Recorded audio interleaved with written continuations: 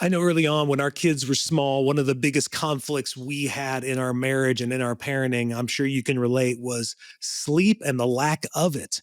And I really feel like there was so many arguments that were happening about, are we doing it correctly? Why is our kid not sleeping? Why are other people telling us that their kids are sleeping and our kids should be sleeping better? And everybody had thoughts on it. But a big thing that we wanted to eventually lean into was kind of trusting ourselves, trusting our instincts. And I think too often in our culture, we're taught not to trust ourselves. Yeah, that it's great to listen to experts. It's great to read books. We want to get more knowledge, but inevitably we want to be able to also listen to ourselves and know how to instinctually kind of raise our kids. And sleep is just such a great starting point when they're little. And so we wanted to bring Tracy from Raised Good. She's just killing it over on Instagram right now as one of the biggest voices when it comes to sleep, but also learning how to parent more instinctually, trusting yourself, learning how to lead your kids and guide them, and trusting that they want to follow you. And so I know you're going to enjoy this conversation. It's going to fill you up with more hope that you are exactly the parent your kids need.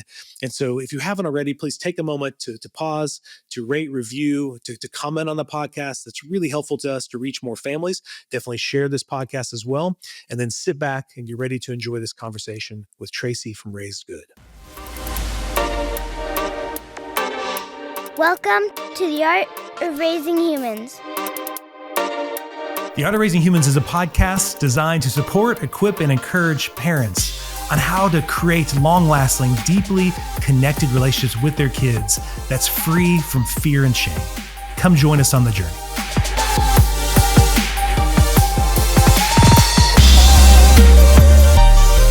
Hello and welcome to The Art of Raising Humans. I'm Kyle. Hi there, I'm Sara. And Sara, today we have a special guest that we're gonna get the opportunity to talk about a subject we haven't really hit a lot upon, right? Yes. I mean, she's definitely gonna talk about many things that we do touch upon, and I wanted her voice to kind of share her thoughts on it. But something that we haven't talked a lot about is sleep. Right. Right? Right. No, and it's actually it was a really big deal for us and when our kids were little. So yeah, this was a really big topic for us, and it's not something we've really come back and talked about. And it caused a lot of conflict between us, a lot of arguments about sleep and how little we were getting and what needs to be done to those kids to make them sleep, right? So without further ado, I want to welcome Tracy from Raised Good. And if you've never heard about her, you got to go on Instagram and see the fantastic work she's doing. She's killing it there, helping parents be able to raise their kids in a way that's going to make connected relationships with their kids for a lifetime. And that's something we're really passionate about, and Tracy as well. So thank you for coming, Tracy. Oh, thank you for having me. It's a pleasure to be here. And real quick, we want to clear something up. You've got an Australian accent, but you're actually in Canada. Yes. Yeah, that's right. Right? Yeah. Aussie accent. I'm married to a Kiwi. Yes. And yeah, we live in Canada now on the West Coast. So Yes. yeah, we love to travel. Well, and something interesting about you is when we were talking before the show, you told us you used to be a veterinarian. So how did you go from being a veterinarian into being this Instagram influencer, and how did that impact the way in which you raised your kid? Yeah, sure. So I was a veterinarian for many, many years. And when my son was born, I remember just being... Well, we were actually trying to get pregnant for about 3 years. Okay. And so we were on a fertility journey. And for anyone who's been on that, they'll know that it's just this roller coaster of like, you live your life in 2-week increments, wondering, are you going to get pregnant? Are you pregnant? And we went through so much on that journey. And I always thought that I would actually start a blog related to fertility. I was like, I got to share all this, what I'm learning about natural fertility and all that stuff. But then when I became pregnant, my lens kind of shifted relatively quickly, and it was actually on the topic of sleep that the biggest shift initially happened. And I was with my midwife. I was about 30 weeks pregnant, like massive belly in there, and I just got the crib. I'd like researched the crib. I think I'd actually ordered it from like New York or something. I was like, oh, this is so posh, like here we go. And, because you got to get the non-toxic mattress. Yes. Of course, Tracy. All the little things. Yeah. You don't want toxic paints. And so we ordered this, taken ages to come, and I got it all set up. And then I was with my midwife, and she said, no, he's going to sleep with you. And I said, what do you mean? I've got this. Like, the guy came around, he set it up. Like, we've got it ready to go. You want to feel prepared as a new mother, right? Oh, yeah. All that nesting that goes on. And so I had this ready to go, and she was like, no, he's going to sleep with you. And I said, what do you mean? We've got the crib ready. And she said, no, I can tell. He's going to be in your bed for sure. Wow. And so I remember leaving that appointment and just thinking that she was a bit odd, not sure what she was talking about. Yes. But then I started reading, and I'd had so many things that had shifted for me over the previous few years on fertility, what we'd been told by doctors. We'd been told we had a 2% chance of ever falling pregnant, and things like this. And so I was used to kind of trying to bust those myths or really dig deeper and find what was true for myself, not just trust professionals. So I started looking into this and reading, and I was finding the work of, Dr. James McKenna and Professor Helen Ball and these amazing people who dedicate their lives to researching sleep and mothers. Yeah. And so when our son was born, we put him in the little, like that clear plastic container bassinet that they have at the hospital. I put him in there because there was a big sign on the wall that was like, this is the safest place. Do not bring them into the bed. And granted, the hospital bed was not a safe, co-sleeping surface looking back now. But I put him in there and he went to sleep, but I couldn't sleep. I was like, I'd waited 3 years of fertility journey. I'd had 42 weeks of pregnancy. It was this anticlimax of this baby now separated from me. And I just couldn't stand it. I picked him up and brought him into bed. And then that's where he stayed. And so I found that I'm not like a naturally like crazy, positive, kind of happy-go-lucky person all the time. But I was so happy as a new mum. And I had other mums saying to me, what are you doing differently? Why are you so happy? How are you not so tired? And I was still tired. There's no getting out of that. But so I wanted to start writing about what I was experiencing. So I started writing about co-sleeping and breastfeeding and different things like that. The blog started. I had a few viral posts and it really took off. And I discovered that I really enjoyed the creativity that came with that. I'd never paid much attention in English class at school because I just wanted to be a vet. So I was just interested in chemistry and science and all that stuff. And it was this creative outlet as a mother that I was like, oh, wow, I really love this and I'm quite good at it. And a few people are reading it and it really took off from there. So it's a passion project. And that is so cool to hear, Tracy. And I know, like we were mentioning to you before we got on the podcast, it was such a point of contention for Sara and I. I really had this idea that any kind of co-sleeping, or even, to be honest with you, even sleeping with a bassinet next to the bed was just not what we were going to do.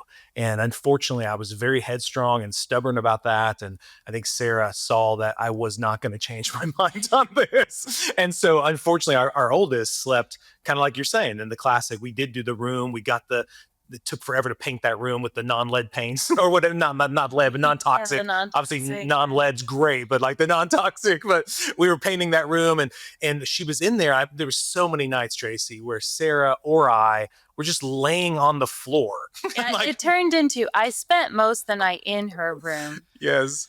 It was so crazy. I saw her just like laying on the floor, falling asleep on the ground, trying to help console. We did a lot of growth between her and also just, that's a whole other story. That journey. But what I wanted to say is that really changed not only our marriage and our parenting, but I think us as individuals, me particularly, because when our second came, I was like, Sara, listen, that was ridiculous. What do you want to do? And going back to like your whole theme is I wanted what are you instinctually feeling should be done here? And she was like, I want him in the bed with me. I want him to be close to me, And so then I was like, you do you, honey. If that's what you think is best, let's go that direction. And that really shifted to where instead of sleep being something we fought or we tried to make the kids do, it was like we just started accepting how these kids are growing and changing, and that was a big shift for us. So I want to kind of on that, I want to hear with all the things you looked at and all the things, I've been on your page a million times and stuff, but I want you to share, what did you find out about sleeping and babies and parents? Yeah, and crying it out. All Yes, stuff. all Yes. of that. Yeah. I mean, I know we that's could do a whole podcast. huge question. Yeah. No, just download everything, Tracy, right now. Yeah. What are some key points if you were to say these are some really important things parents should know? Well, I think important things parents should know are. I often try to come back to the idea, and you touched on it there. What are we instinctually designed to do? And we live our whole lives in culture, and we don't realize we're like the fish in the fishbowl that doesn't see the water. We can't see the culture around us, and whatever we're brought up with to believe is normal, or we believe that what is common is what's normal. And so that's a big thing that I talk about. What is common doesn't necessarily mean biologically normal and what we're designed to do. And we grow up and we get grades at school, and we get gold stars, and we get external validation our whole lives, and we become parents, and same thing. We want other people to say we're good mothers, and a good mother has got a good sleeper, and a good sleeper is one that is quiet through the night and doesn't wake the parents up. Sleeps in a separate crib, is happy to go to sleep, is happy to wake up. 7 to 7, all these myths that we're told about what sleep should be. So what I try to do in my parenting is just to strip it back to basics and say, if I was dropped on a deserted island, how would I parent? How would I parent through the night if nobody was watching, if there was no baby books, if there was no experts telling us what to do? And the last thing that we would do is go and try to find another little cave on the other side of the island to put our baby in. We'd be holding it close because there could be danger, right? And so although we know that our houses are safe, that the windows can close and the doors can lock, our babies don't understand that idea of safety. The only way that they feel safe is to be in physical proximity to their parents, to their caregivers. And Gordon Neufeld talks about this when he talks about how the 6 stages of attachment unfold in that first 6 years of life. And in that first year, it's through the senses. It's through, and typically if it's a breastfeeding mother, it's through smelling mum, touching mum, seeing mum, hearing mum. And that can also be really hard in a marriage. I think that first couple of years of life when the baby and the little toddler is just obsessed with mum, then it's like dad can feel like, hey, like, going on here? But as you guys well know, like I remember when my son turned 3, I think it was around 3, suddenly dad was like center stage. All play, fun. And now he's 12. He's like, dad stays up late watching movies with him. Like mom's like more of the kind of handbrake sometimes. Like it's not always even every day, right? And so I think that's important to acknowledge. So with sleep, our babies are born believing that they're going to be sleeping next to us. And then we put them into a separate room. And now we've got a problem because now the baby doesn't want to be there and the baby's going to cry to bring the mother close or to bring the father close. That's the only way that they can communicate. And then we're told to just ignore those cries. As long as they're safe, as long as they're warm and dry and fed, then they should be okay. But there is so much suffering in that resistance of what that communication is trying to tell us, both for the mum. I mean, people go to the extent of hiring sleep trainers to come into their house to physically stop the mother from going into that room. That should tell us something. So when we stop fighting, we've got to choose our fight, right? And it doesn't have to be a fight, but we've got to choose who we're going to go with. We either go with our baby and give them what they need and what they're telling us, or we go with society and get told that we're a good girl and a good mum and get the gold star. When we go with our baby and bring our baby into bed, we sleep more, breastfeeding so much easier. James McKenna calls it breast sleeping for good reason, because breastfeeding and sleep go hand in hand. We do get more sleep. Sleep will be more broken, but mothers and babies synchronize their sleep. So they come out of a light stage of sleep and then they're more able to easily fall back into sleep. So you're not having those periods of long wakefulness during the night. There's so much connection in that you would know with bringing your babies into it, waking up and seeing their smiling faces, like just playing games under the covers, like just there. If I think about those moments that would have been robbed from me if I had have gone in the other direction, that makes me feel so sad. And So just being able to be that person for our babies night and day. Parenting shouldn't change between daytime and nighttime. Yeah. And we were talking before we started recording, one of the reasons why I keep talking about this, even though my son's now 12, I do really feel that it's activism, that it's a human rights issue, that it's, we got off track a couple of 100 years ago with, when sleep training started to come about, with people who who were probably trying their best, but didn't really understand what babies needed. Yeah. And it's time to get back on track.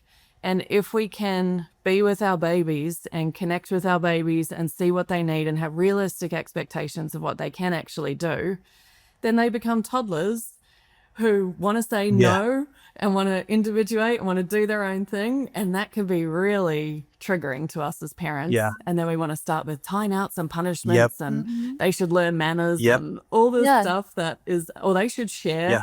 Well, they're not going to share when they're 3 or 4. We can start to have realistic expectations. And so if we start out that way, it's so much easier to continue that way. And we don't think about putting them in timeouts or punishing them or threatening them.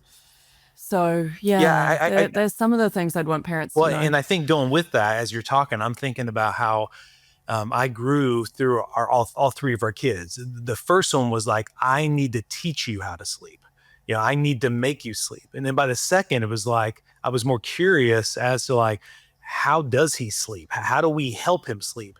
And then by the third, I felt, Tracy, the power of our third kid. I remember being on a rocking chair and kind of like rocking her as she was trying to fall back to sleep. And I remember it had been a frustrating night. It had taken quite some time to help her go back to sleep. And when Abby did that when she was young, I'd be like thinking, go to sleep. Why are you awake? I've got things to do tomorrow. But with Ellie, my youngest, I'm holding it. I'm looking at her face and the thought hit me. How would I know I really love you unless we went through this together? How would you know I really love you unless we did these kind of nights together? And then that led into what you were saying as they grew up, having that mentality that these moments together, these things that are kind of conflictual, right? These are conflicts, that they're actually moments for us to grow closer. Not for me to control you or for you to control me, but it's about us getting to know one another and understand each other. Yeah, I think that's one of the biggest pieces of parenting, isn't it? Is we go into this thinking that we can control these little humans. We can't. And when you surrender to that and you start to think, well, should I even? That's an ethical, moral question. Like, we don't have the right to control another person. We're here to inspire them to follow us. And if we're going to inspire them to follow us, we need to be good leaders and we need to focus on ourselves. And I know that's what so much of your work is about. Like, parenting is all about us. It's not about them. And so our kids don't internalize our intentions. Like, well, they've read a sleep book that says that I should be doing this, so they're just following that. They experience and internalize our actions. And from a very young age, you've spoken with Dan Siegel. He talks a lot about implicit memory. They're not going to and this is what a lot of sleep training talks about. Well, they're not going to remember. I'm like, well, hang on, that's a red flag to start with. If you're doing something to your kid that you don't want them to remember, like, pause. But their bodies do remember. There's so many books written about this, isn't there? Gabor Mate talks about it. Bessel van der Kolk, The Body Keeps the Score. Like, we do internalize that. And then years down the track, I mean, why do we have so many people with insomnia? Why is there so many sleep problems with adults? We want them to believe that nighttime sleep is a safe state and it's not something we can teach, just like we can't teach our kids to walk. We can't make them walk faster than what they're designed to do. We can't make them grow taller than what they're designed to do. Sleep's a developmental milestone that they get to it when their brain development's caught up. Like, and we can't rush it. And the more that we try to, the more suffering we create for ourselves and for our kids. That's well said. And so that surrender, we can often think of surrender as like giving up, like a white flag. But surrender, I think, is one of the most active and courageous processes to be like, I'm going to surrender to the as is of what it is now. And I know that I'm strong enough to be able to carry that And I believe in myself, and I don't know exactly what comes next, but I know I'm going to figure it out. And that's what I've carried so much in my parenting. You know, as my kid grows up, like you would know better than anyone, as my kid goes into teenagehood, I'm like, I don't exactly know how to parent a 14-year-old, but I know I'll figure it out. Yes. There's so much what I love about what you're saying. I remember feeling that when as a parent, when you move into that space, there's so much peace in that space when you're leaning into you and what's going on inside of you, and you're listening to that, and you're listening to your child, your baby, your 2-year-old, your 6-year-old, whatever that age is. And you know, that connection, that attunement that's there, there's so much peace in that when we can kind of trust it, and not trusting that everything's all figured out and everything's all perfect and easy, but trusting the moment that you're in, that acceptance that you're talking about. I want to hear you talk a little bit about connection and what that is between a child and a parent, and what disrupts it, how you build it, because I've seen you kind of share some stuff about that, and I love your voice on that connection. And I think it's something that what we're talking about with sleep, it's so you start day one. I mean, you start when you're pregnant, but of course, you know, it's something that carries on and it keeps giving back to you as a parent. That thing that where we invest in the connection and that attunement with our child, that's something that carries you through all the unknowns. But I would love to just hear you share a little bit about that. Yeah, for sure. Connection, it's one of my favorite topics to talk about in parenting, because it's parenting, right? We're either working with or against connection. Our babies, like, it's an irreducible need of children is to feel connected to their parents, like attachment. We can talk about words like secure attachment that get thrown around. That is a child's number one need, is to feel attached to their parents. And children will choose attachment over anything else. So if we're threatening their connection or threatening their attachment by, like, you're at the playground and we're like, we need to go, and you're still going down the slide, and I gotta go, I've got an appointment to get to, like, how am I gonna get there? Okay, I'm gonna count to 3. And then I'm leaving. And so immediately we're threatening connection. We're threatening the connection to that child. And a young child will do anything to maintain that connection. So of course they're going to come. Okay, let's go. And you see the other parent, the playground, doing it, and gosh, it works fast. Just do that. Just threaten. With 1, 2, 3, they're going to come. But what you've done is you've threatened connection. You've threatened attachment. And the other need that our child has is authenticity, is to be themselves, like to be who they are. And that's what we talk about, is that we want our kids to be who they are. But if they've got to choose between who they are and connection, then they're going to choose connection every time, and they're going to bury who they are. I'm just going to please mum. I'm just going to look after mum. I'm just going to look after her needs.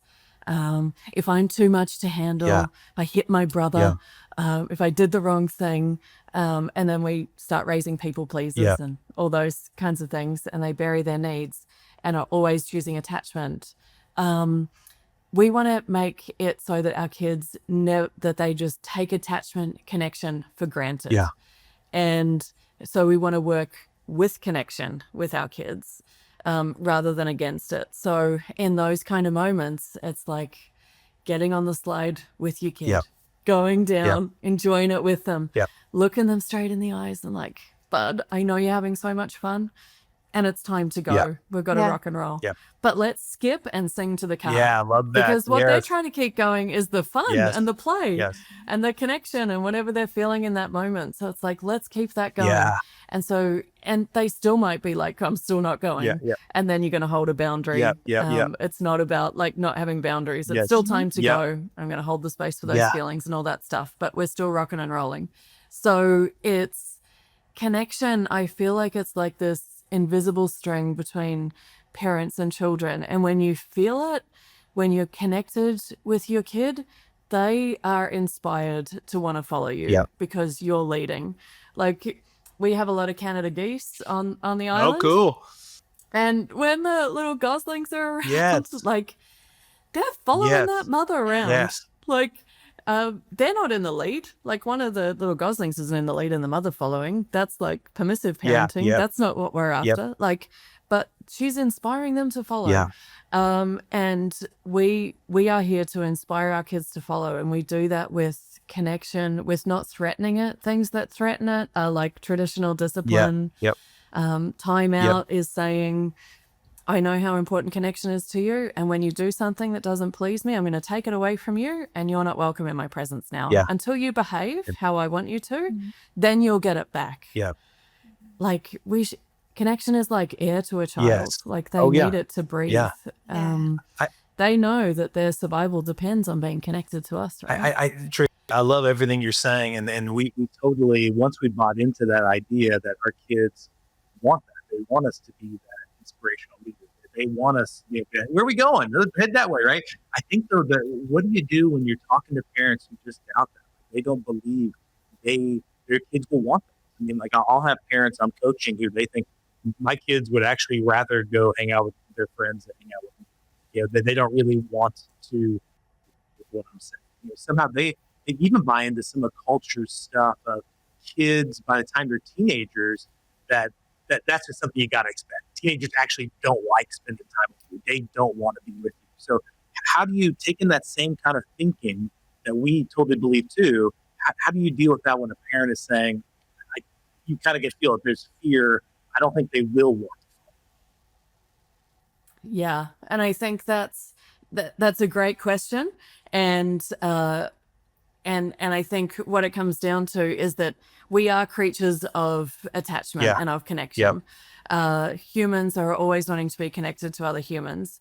And when our kids come into our lives, they're looking to us for that connection. If they don't get it, then they're going to look somewhere else for it. And they go to their peers. If they're spending a lot of time with their peers, then they're going to be oriented in that direction. And that's when kids can get really hard to lead if they're like, but I'm connected to my friend over here and my friend's doing that thing. So I'm gonna behave that way and I'm gonna do that. They're more concerned if their friends have become their primary points of connection, then it's going to be really hard to parent those kids and really hard to lead them. But given a choice, the child will always want to be connected to the parent. And so I think if kids have gone in that direction, then it's going to be a bit of a course correct for a while, and you're not going to just get them back straight away. Particularly if you have been using traditional discipline techniques and stuff, the kid's got to start to learn to trust, like, they're not going to threaten me right now. Or they're not going to do that thing. I mean, I get this with my son. Like, all of us do it. I'm sure you guys do it too, because it's like these tapes are in our heads. Like, it's what we grew up with. But I've raised my son in a way that he knows how to expect to be treated in relationship. And I think that's one of the most important things we can do as parents, is to give them that blueprint for, like, you deserve to be treated with respect. You don't deserve to be yelled at. You deserve to have your boundaries respected. All those sorts of things. So then when they come into relationships with other people and someone's not treating them well, then they're like, hang on, no, I don't deserve to be treated like that. But in my relationship with my son, if I am like having a bad day and I like pull out if you don't do such and such, then whatever, whenever there's an if and a then, there's a threat coming. And he'll say to me, Mom, that sounds like a threat. We don't do threats in our family. I'm like, oh, Don? But I need you to just get ready for That's some. right. Yes. Like, this is not the day. I'm having a rough time. So, like, we all fall into those things. This is not about being on some pedestal, being some perfect parent. And one of my favorite things about parenting through connection is rupture and repair. We get to repair in relationship. We get to learn to apologize. That's one of the biggest things that you should get really good at as a parent, because we're going to mess it up every single day because we're human. And so much connection is strengthened when we repair with our kids, when we can show up and truly apologize. Like, Bud, I am so sorry that I yelled like that. I'm working on it. You didn't deserve to be treated like that. That's on my shoulders, and I really apologize. And that can be really hard for a lot of us to do, because we weren't raised to believe that owning a problem or owning a mistake was safe. And so we'll try to avoid it. We'll go into a shame spiral. We'll be like, we can't apologize. We can't show we I know. wrong. So we might say something like, hey, I'm really sorry I yelled, but it's just because you didn't clean up your toys. Like, that's not an apology. That's like, that's just like reverting the blame. So there is so much when we mess up with our kids and when we repair, what our kids also get to learn is that relationships can hold mistakes. I'm safe to make mistakes. I'm safe to be imperfect. I'm safe to like problem solve and figure things out. And when I see my parents fighting, or when I'm safe to disagree with my mum, because we can come back and repair. So I think coming back to your original question of like, teenagers will clearly, peers do become a lot more important to them. And that's the way it's going to go. And sometimes I'm sure you guys look back to it, I'm like, oh, my 4-year-old. You just thought that I was everything. Like, you just thought I was the best and would just follow me around and like I could do no wrong. And now he's 12 and and he's like 5'8". Oh my gosh. Size 11 men's shoes. Wow. And I'm like, oh my God, he's a giant. And they are, peers are important to them. And they're going to continue to be. And that's part of growing up. Part of the fruit of attachment is independence and separation. That they will separate from us. We are trying to raise them into humans that will be able to be confident and independent and go and do life on their own. But if we create that foundation of attachment and connection, they will know that it's always safe to come back to us. That's good. And so we have to build that in children so that they're safe to like break something or have a meltdown over something so tiny, so that like you would know when something big happens, when a girl breaks their heart, or when they messed up, or when they took the car, or whatever happened, that they're still going to come to us, right? That it was safe to do that. So I think the more that we can turn into connection, the more we're making it our relationship a safe harbor, particularly in this world of like growing up with phones and social media and all the craziness that we didn't need to grow up with. We need to be that safe harbor that they come back to. And so if parents haven't been parenting in that way, it's going to take some time. It's going to take some time for the kid to go, hang on, are you trustworthy? What's going on here? Is this how we're doing it now? Like, this is new. And stick with almost it. to harken back to what you said too, is if they've been using those traditional means of discipline, like timeouts, like spanking, like, threatening, those kind of things, you have them for quite some time been using the attachment as a leverage tool to get them to do stuff, right? And you got to realize that's broken some trust, and then what you see is teenagers then who just won't tell you what they care about. They just won't tell you what, because they're afraid you'll use it against them. Well, and then I think when they're little, you can get this false sense of control, and that you can manipulate the relationship to get them to cooperate but when they're teenagers, that all shifts. And you don't have that leverage or control you thought you had.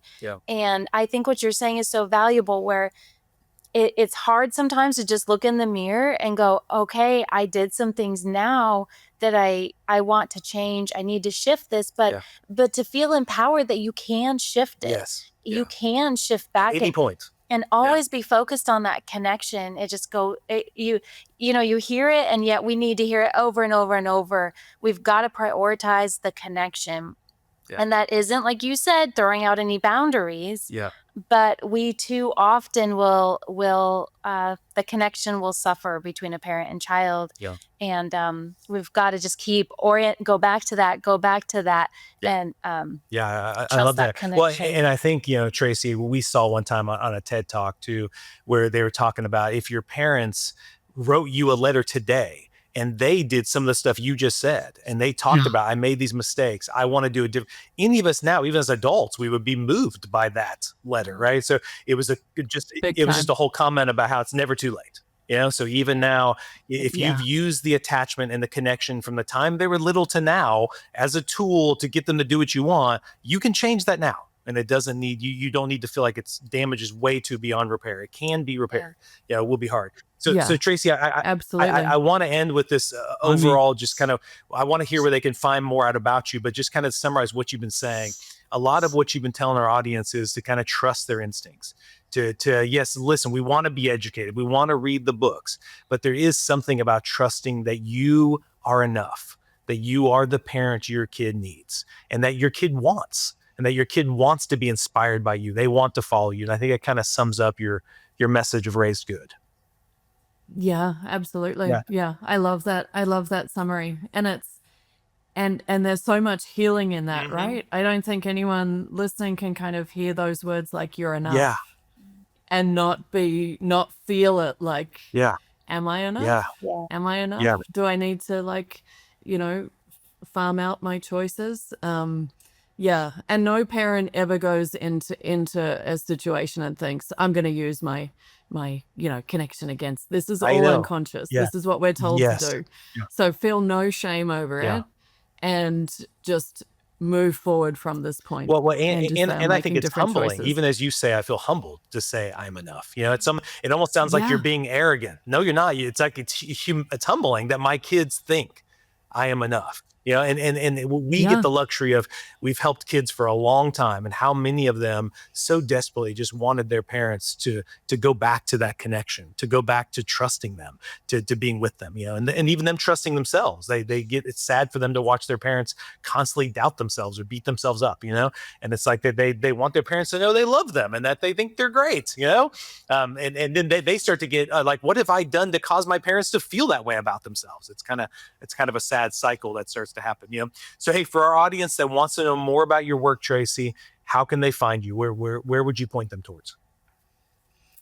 Best place to go is my website, which is raisedgood.com.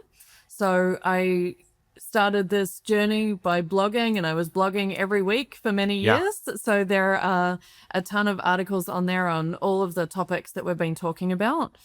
So that would be a great place to go. Instagram is the other place where I turn up most on social media, at Raised Good. And everything. Is there an upcoming summit you have going on?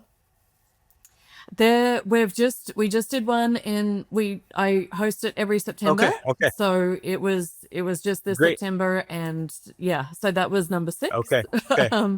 So we'll see for next year. And the other exciting thing, this is why we were meant to record last week, but I was like, so I'm writing a book at the moment. Cool. So I went away last week. I was writing a book. Nice. I was like, had some time out to just get some words down. So one day, next year, the plan would be that the book will launch sort of late summer 2026. Maybe we'll have you. Well, we'd love to have you on again at that time to talk. That'll be awesome. So that'd be great. Well, thank you so much for taking the time, and really appreciate you advocating for those little babies more and more, and that way then it changes the whole relationship into adulthood. So thank you for doing that. Thank you. Thanks so much for having me. The Art of Raising Humans podcast should not be considered or used as counseling, but for educational purposes only.